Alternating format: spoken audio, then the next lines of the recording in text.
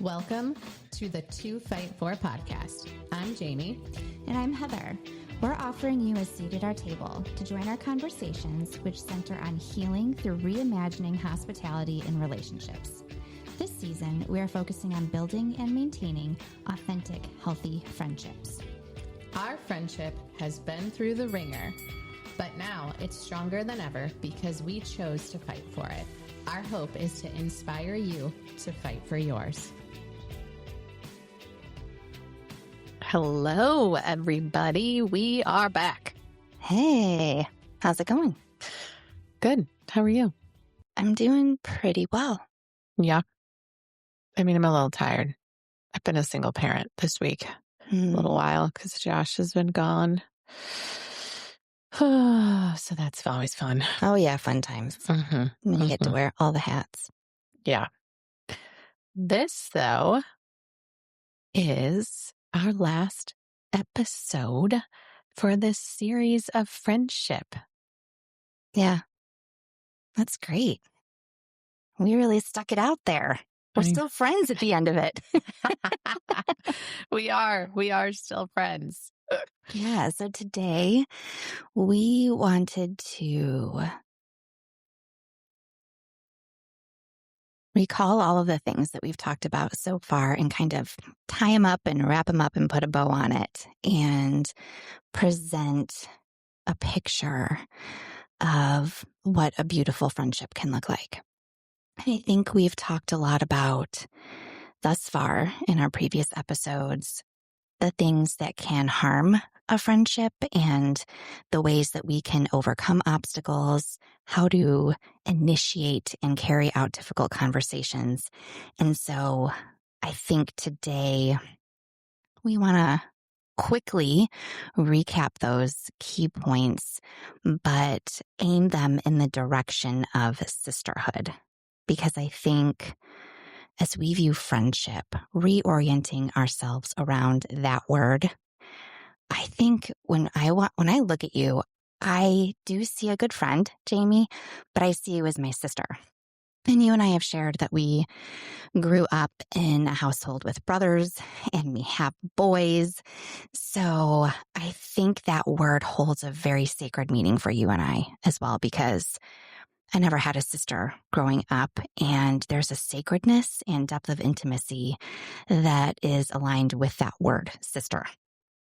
I want to add, though, we also mostly had male friendships growing up that were really close. That's true. That doesn't mean you didn't have girl friendships. I didn't have girl friendships. I did have girl friendships. But when you look at my history of friendships, most all of my friend trauma has come from females. All of it. Yeah, agreed. Yeah. When we're talking about female friendships or sisterhood, it does hold a special meaning of intimacy and transparency and vulnerability because I had to, and I know you too, you can speak about this.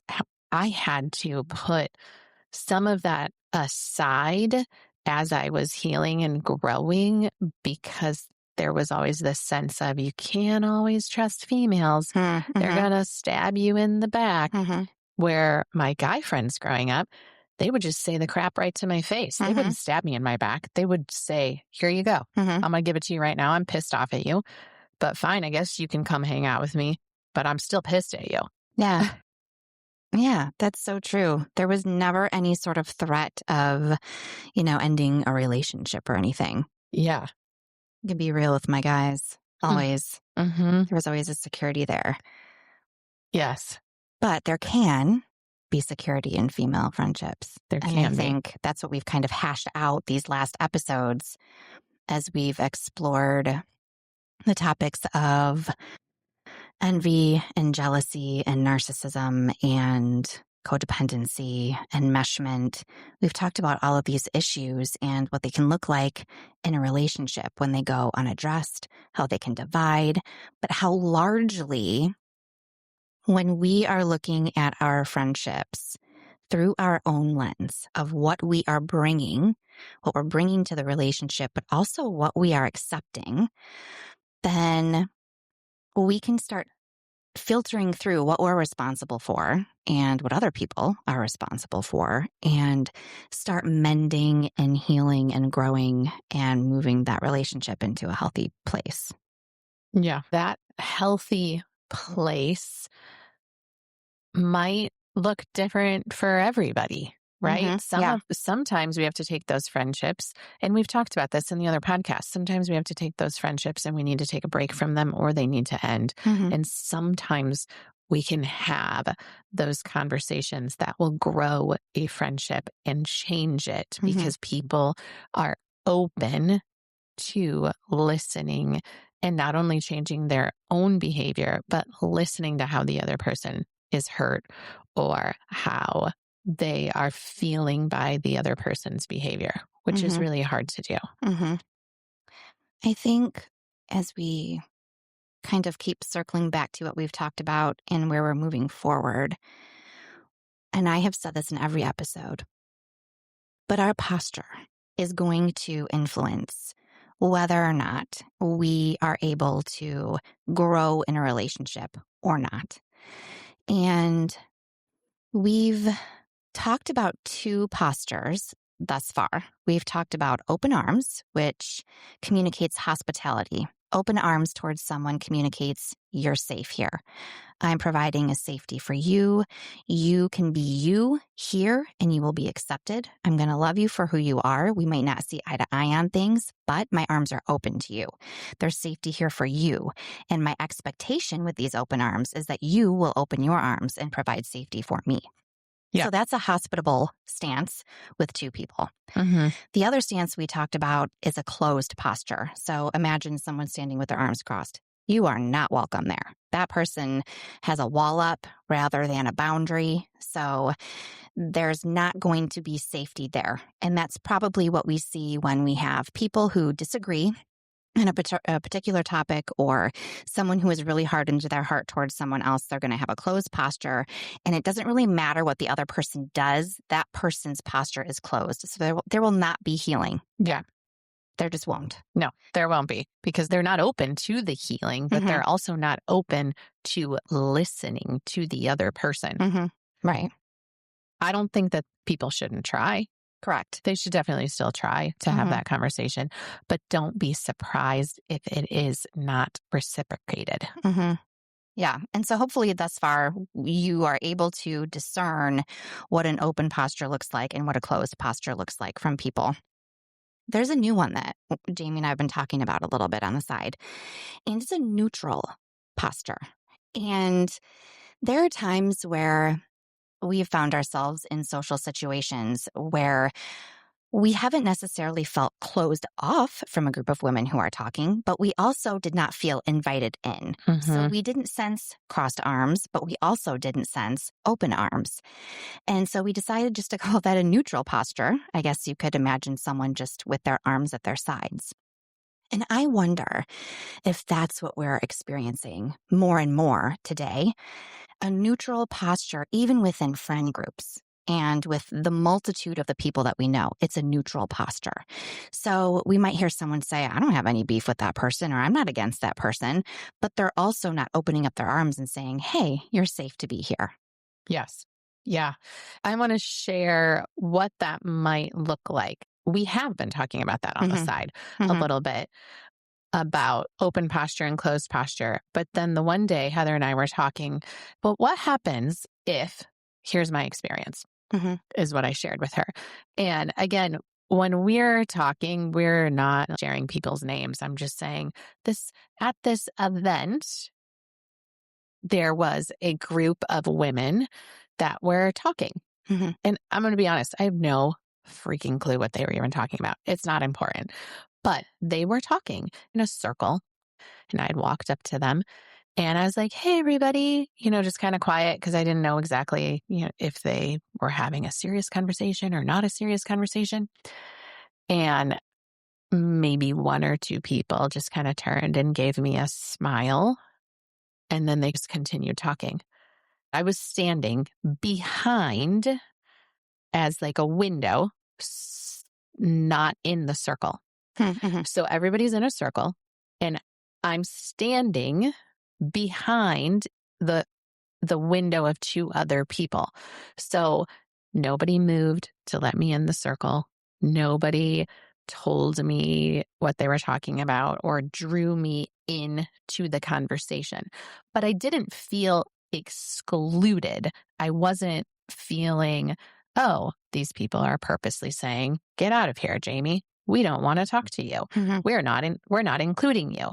It was this weird feeling that I had that I couldn't really place. I didn't feel excluded, but I also didn't feel welcomed. It was this in between space, and I didn't know what to do with it. And so, as Heather and I were talking about that, that's where we were like, that's the neutral space. That's the neutral stance. Oh my gosh, Mhm. there's this neutral stance of people don't invite you in, but they're not inviting you. Mhm. But then you start to have this weird feeling like I Mhm. did. Am I welcome? Am I not welcome?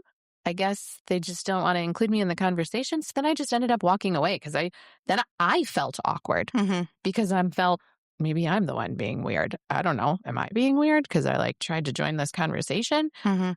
But it's a big group of people. There's lots of people everywhere having conversations. It is. That's my personal experience. Mhm. That can totally be awkward. And as you were talking, it made me think of when we're in a neutral stance, there's zero effort. There's no effort in being neutral, right? You're sciencey. There's no energy.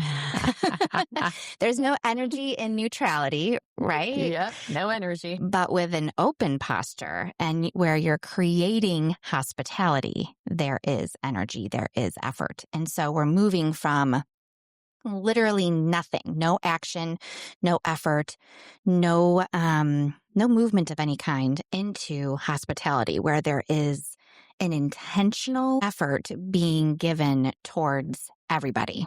A hospitable response in your scenario would have looked like a parting between those two people where you were standing in that little window, even if they were in a deeper conversation.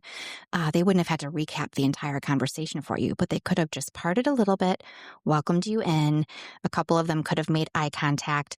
These are the kind of things that communicate hospitality and welcome, right? We're talking about basic body language here, and we know what these things communicate over time. Right. And yeah. we've talked about insecurity in previous podcasts, about, how eye contact avoidance can be a symptom of insecurity. And so we're very intentional with how women relate to one another and how we Mhm. position our bodies and who we avoid eye contact with and who we will engage with. All of these things communicate something. But here's the deal. We don't need to overthink all of this. If we are opening up our arms in a hospitable way, we don't have to overthink who we're making eye contact with, what we're doing. We just know we're a welcoming person. Yeah. I mean, it's kind of simple. It's not a complex idea here Mhm. that we're suggesting. We're moving from neutrality into an effort that basically looks like I see you and you are welcome here. Let's talk about, though, if in my example, there were maybe the two people Mhm. that I was standing by, they opened up the circle and allowed me to join in instead of me standing in the window of it. Mhm. What do you suppose would have happened with everyone else in that circle? I don't know. I mean, one of the things that we've talked about as well as we go back through our podcast episodes is this idea of imitation. Mm-hmm. And when I look at the life of Jesus and Jesus says, follow me, imitate me, we are called to model the life of Jesus. And Jesus led a hospitable life of open arms. He died on a cross with open arms. Jesus showed us a hospitable way of life, of what it looked like to sit at the table with people who did not look like him. He was welcoming to everyone, every outsider, marginalized, outcast, sick person that he shouldn't have interacted with, he did. And when we imitate Jesus with a hospitable posture, we are showing other people what that looks like through our open posture towards others. I would hope as we are stepping into a circle of women, and some of us who are intentionally opening up our arms and displaying that sense of effort, that we are going to draw more of a hospitable response from the other people in the group because Yeah. we're modeling that. women are drawn to that. I mean, I want to walk up to a group where women are welcoming. And I've had people tell me that you're very welcoming, Heather, or I always feel good when I'm in your presence because you include, or you make eye contact with me, or you draw me into the conversation. This is what women want. And yet it's very hard to find, Mm-hmm. in group settings. So I would venture to say if there are a couple of women in a group who are showing a hospitable posture, that hopefully would spread in a way where we've talked about this mimicking or this imitating in a good, positive way. And we can start almost rubbing off on one another because we are essentially offering what women want, which is welcome and inclusion, to be seen, to be known. Yeah. I was thinking the exact same thing, that if, in my example, those two people would have moved the circle to let me in, that their open posture may have been contagious. Mhm. Because when you think about somebody who is negative all the time and has nothing good to say ever, when you hang out with them all the time, how does it make you feel? Like, what happens to your attitude? It's draining. Yeah. It feels, for me, as an empath, it feels very draining. Yeah. Mhm. And then typically, what happens to your attitude and your thought process? Well, I don't have the emotional energy to stay positive. Right. So, like, if you can have contagious negative energy, then can't we have contagious positive energy? Absolutely. So, what is it going to take for people, women in particular, and young girls? Because, gosh, we could do a whole podcast on teenage relationships, like female hmm friendships of the hmm teenage years. Whew. My gosh, that's making me sweat just thinking about it. And we're already dealing with hot flashes, so that's like an Oh. extra oomph. um, oh gosh, making me sweat because I could go back to some of my teenage friendships and it's a hmm hot mess. hmm If we can have negativity be so contagious, then what's it going to take for us to have positivity be contagious? What do we need to do? What do we need to realize? And I think it's all the stuff we've been talking about. You have to set good boundaries. Yes. You have to be careful of enmeshment. Yes. hmm And codependency and all these things that we've talked about in our previous episodes. But you also have to be willing to make the changes. hmm And sometimes the change has to happen with one person where maybe it is in a friend group and nobody else wants to change. And that one person has to be like, crap, I have to be the one person who makes the hmm change. And I don't know how this is going to go down. It may not be accepted, but guess what? I'm going to do it anyway. hmm Yeah, when that one person is you, it's hard. Mm-hmm. But here's the deal. It can sound scary and big and daunting when you are standing in the middle of a circle and you don't know if you are welcome or not. Sometimes that neutral stance, I would say, is a little harder to navigate because there's no certainty Yeah, attached to it. absolutely. That's exactly how I Mhm. felt. Yeah, so it leads to confusion. Where do I stand with these people? And I'm wondering if we are walking around as women and we just feel that in most scenarios. So, as you're talking about where do we start, I truly believe, and I probably sound like a broken record, but I truly believe that when we open up our arms in a hospitable posture, that is where the change begins. Because what we are saying is, I am orienting myself around you. Now, that does not mean that I am putting your needs before mine, Mm-hmm. but what that's saying is, I'm going to be just as aware of you as I am myself in this interaction or in this relationship. There's this awareness of you. I am otherness aware as well as being self aware. So I'm intentionally creating a safe space and inviting you into it. And when you create that safe space, we can then use that terminology that we've talked about, like calling someone in, because we've created a safe space and the safe space is being in. So when someone is behaving outside of that safe space and they are either exhibiting narcissistic traits or codependent traits, we can say, hey, you're operating outside of this safe space that we've curated between our open arms. And I want to call you back into that. I think this language starts to become more familiar as we are intentionally opening up our arms in that hospitable posture. And I think as well to connect that strongly with the idea of sisterhood, because as we look at women and what we seek from women, this desire to have deep, intimate relationships, to feel a sense of belonging, to feel wanted and needed, this goes back thousands of years. Women have always banded together in community and supported one another. We talked about women nursing one another's babies. I mean, Yeah. like some of these ideas of what existed thousands of years ago, we can't even wrap our head around what that would look like in today. But I don't see this strong sense of connected sisterhood. Do you? No, not usually. Mm-mm. Maybe little tiny pockets. Little pockets. I feel like you and I, and there's people that we're friends with Uh-huh. that maybe are friends with both of us. Mhm. And when all of us get together, I do feel that. Yes, I agree. Yes.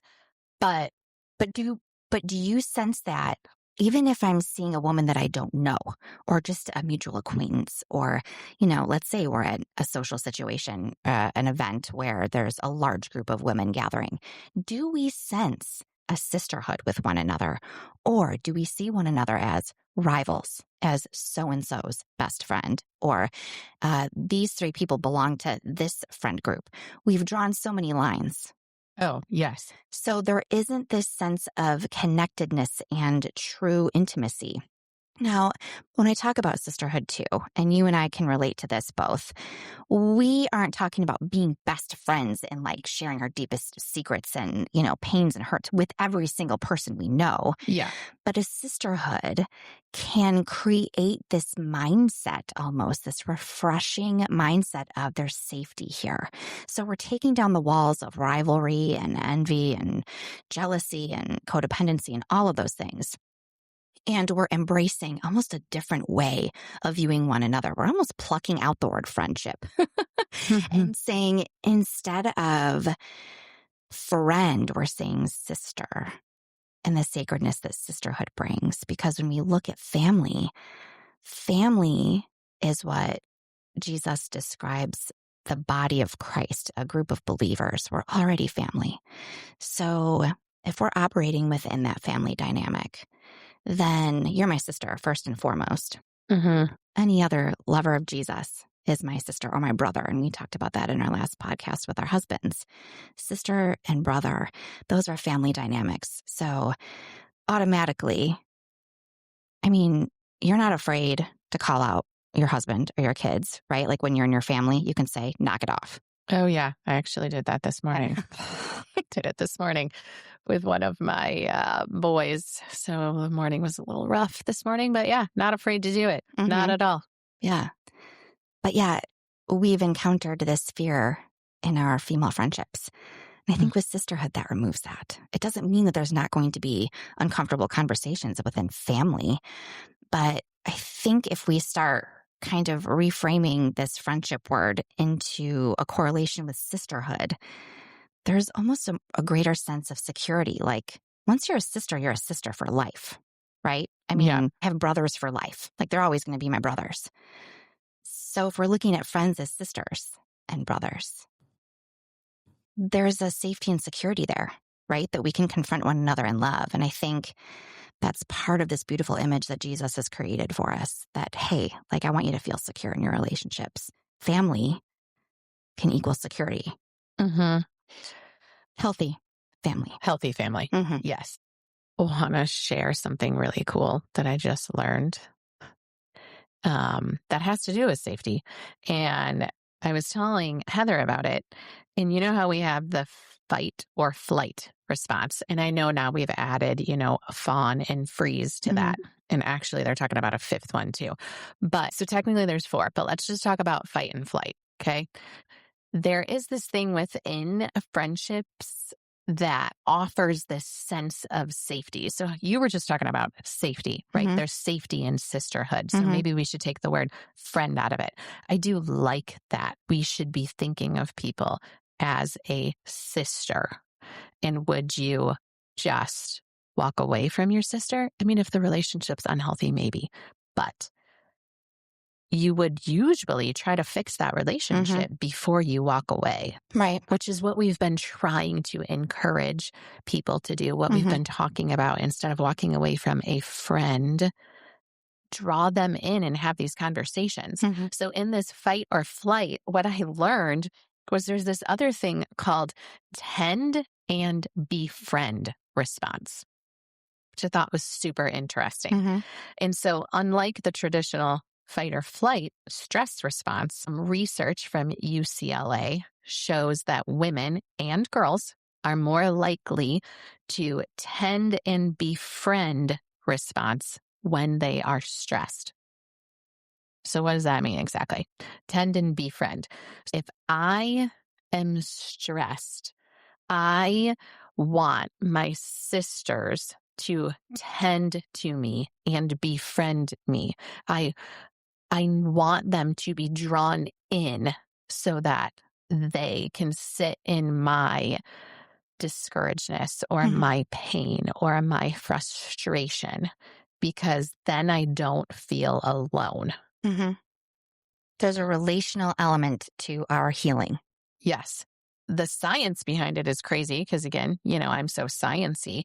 But when you're tending and befriending and you're sitting with that friend, they had a really rough day and maybe something horrible happened in their life and you're sitting with them, right? We've all been there. We feel stressed. We feel overwhelmed. We feel frustrated. We feel angry, whatever the many emotions that you're feeling. When you go and you sit with that friend or in that sisterhood relationship, and it might be more than one person, maybe it's a group and it's a safe group. What happens is you start to increase oxytocin, which is our love hormone. So your stress, even though the problem didn't go away, doesn't just magically disappear, you start to feel less stressed because oxytocin rises when you're hanging out with these safe females. Can I just say, how cool is God that He created a chemical response, a positive chemical response in our bodies to being in the presence of amazing women? I know. Isn't that crazy? That's a really cool thing to think about. It is a really cool thing to think about. And then the long-term effects of that is, so you are releasing this oxytocin that's essentially making the stress or the anxiety, and even some cases suggest depressive symptoms disappear, or at least lower, depending on the level of depression. But it also can increase your mental health, but it can also increase your longevity, which is insane to me. Because we all have seen the stuff on social media or have had conversations. What are things that reduce life?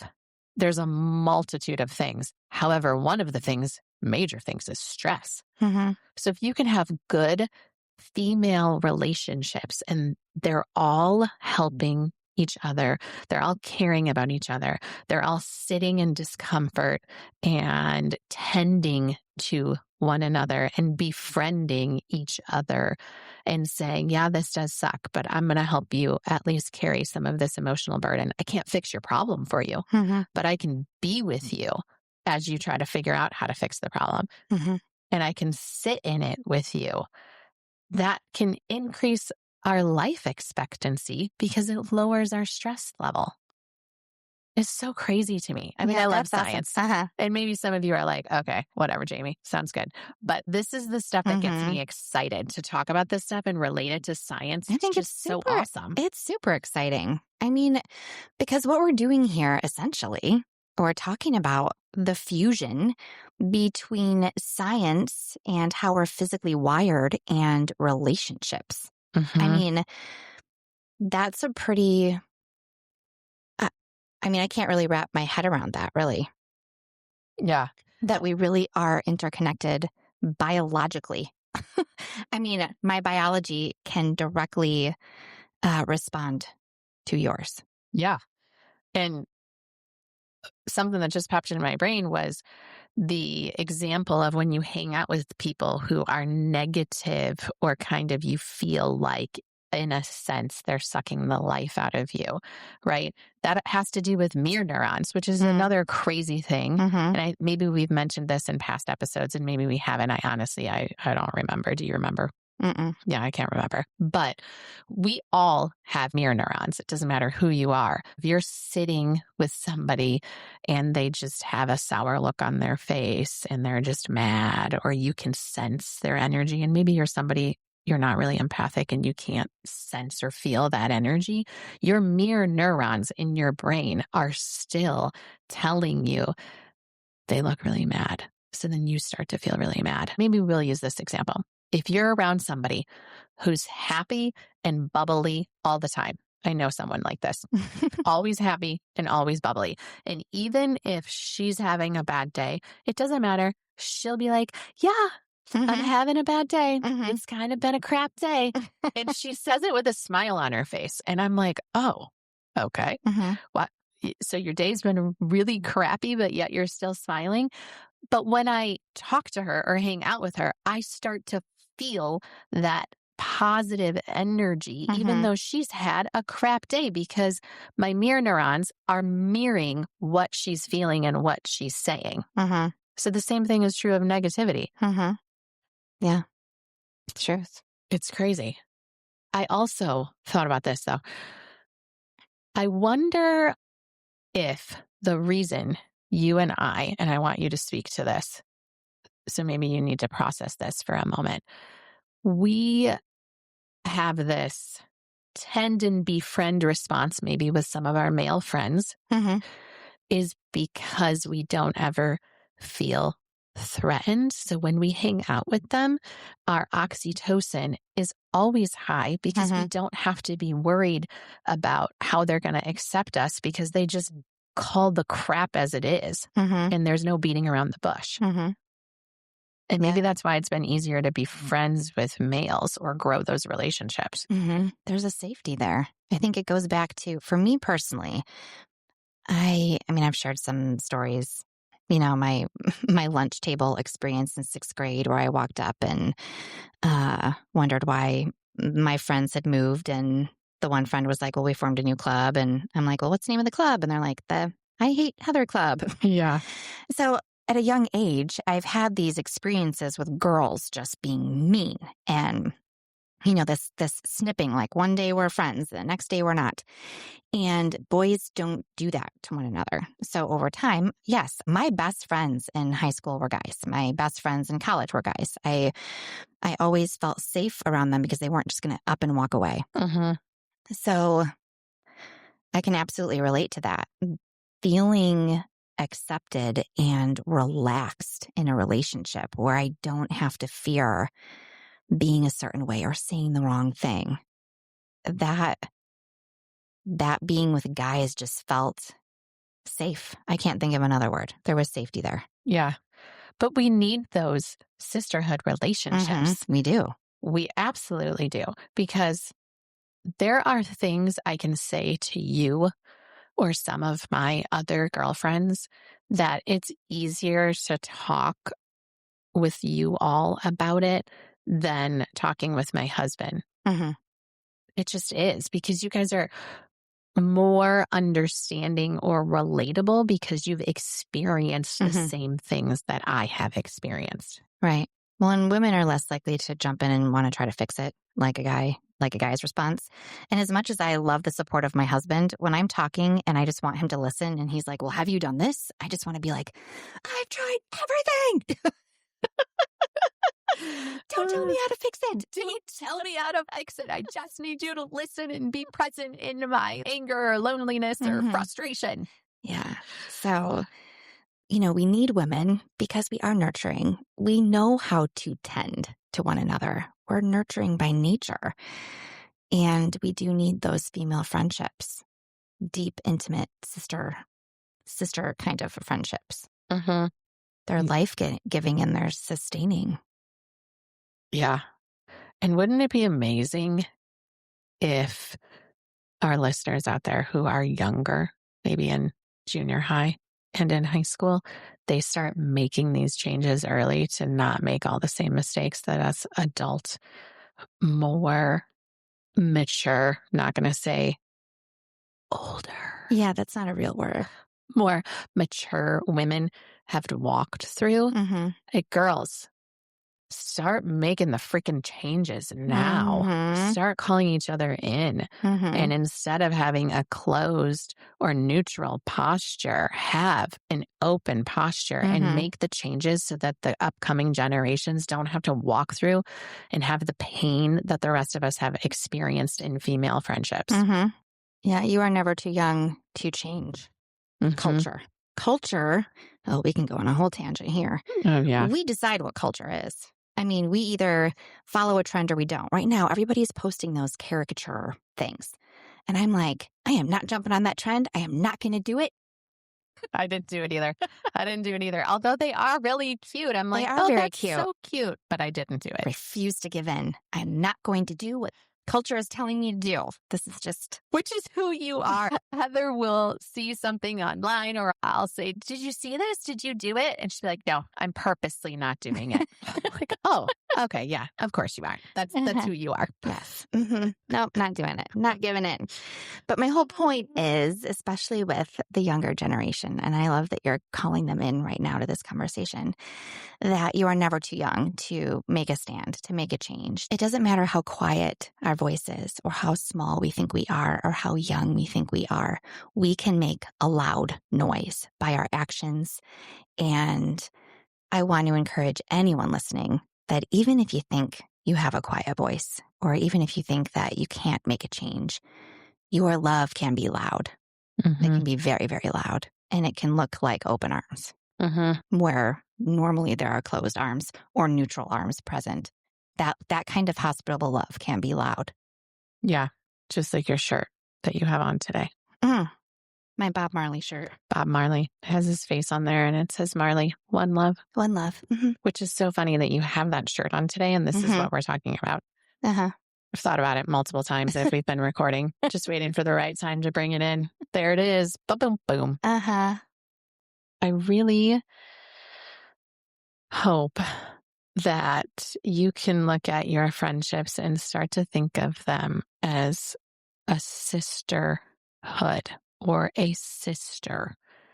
And even for our listeners who say they don't believe in Christ, they don't believe in God, listen, you can still have sisterhood relationships. You can still treat somebody as your biological sister. We typically don't just walk away from family. We have the difficult conversations. We sit down and say, I am pissed at you. I don't want to talk to you. Or at the family Christmas party or gathering, you know what? I'm not really talking to my brother because he pissed me off. Or, hey, I'm going to drop this boundary in the middle of the room. We are not talking about politics today. We are just going to celebrate Christmas and no political jargon at all, Yeah. you know?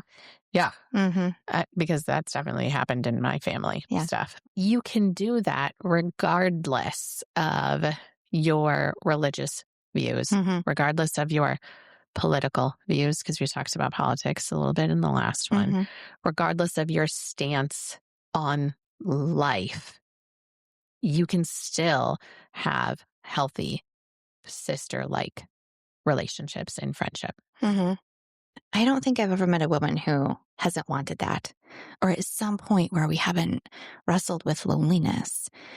A sister is for life. And I think if we really embrace true sisterhood with one another, women will flourish.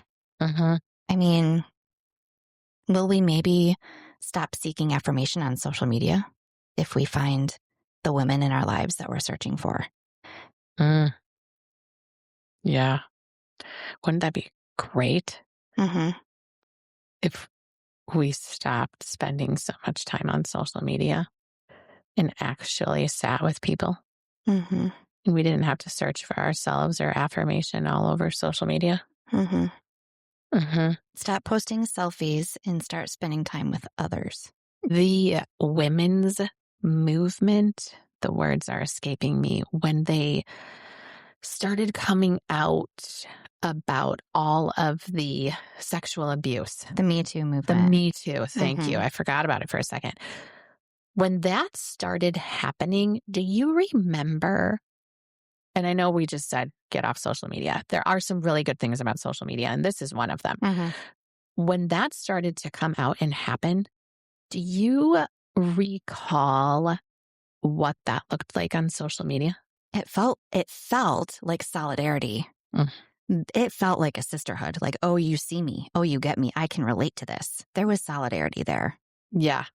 So if we could do that with multiple aspects of our life, Mhm. think about what a more positive community, school, dare I say, world that we live in Mhm. could be like. Yeah, Like, I know. we, Imagine if yeah. women really truly saw one another as a sister and not a rival, Hmm. not a threat. We're not really threats. I'm sorry, but we are not all women walking around as threats. I'm not going to seduce your husband. Yeah. I'm not trying to compete for your bestie. I mean, there's no rivalry. There's no real threat between women that exist. This is the evidence of the neutral stance, right? We Hmm. don't want to invite something in that might feel unsafe, but why are we looking at everyone like we are unsafe?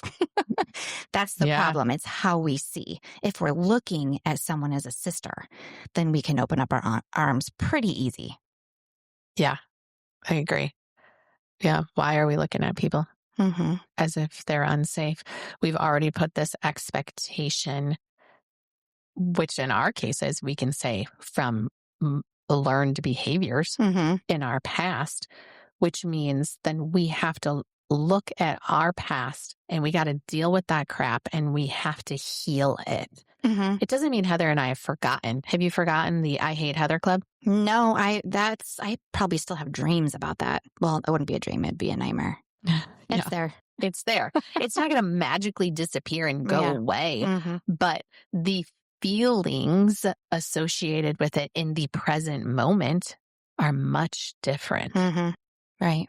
So we can make changes, and we hope that you all are going to make changes Mm-hmm. slowly or quickly. I'm a kind of a jump all in type of girl. Like Mm-hmm. if I'm going to make a change, for instance, oh gosh, remember when I started reading that book about fasting? Oh my gosh. And I was Yeah. like, I'm all in, girl. I'm going to jump off the cliff. I'm going to go all in. And Mm-hmm. then um, when I was standing in the Walmart aisle ready to pass out and I opened up the Because she hadn't eaten anything in what, 24 hours or yes, something? opened up the bone broth right in the middle of the Walmart aisle and just started freaking chugging it because I'm like, I think I might pass out, girls. I think I might pass out because that's who I am, the all in type of person. I'm not dipping my toe in, I'm going all in. Mm-hmm. And see, I'm the toe dipper. I take a long time to process and think things through. And change is like a beautiful, lovely, long metamorphosis inside a cocoon. That's what change looks like for me.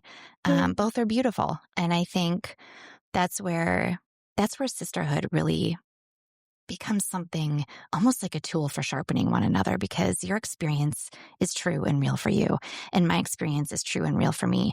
And when we start to share and we see the ways that we are similar, the ways that we are different, we add value to one another's lives. We sharpen one another, and we start to see how we can come to a same place of growth and through a different channel.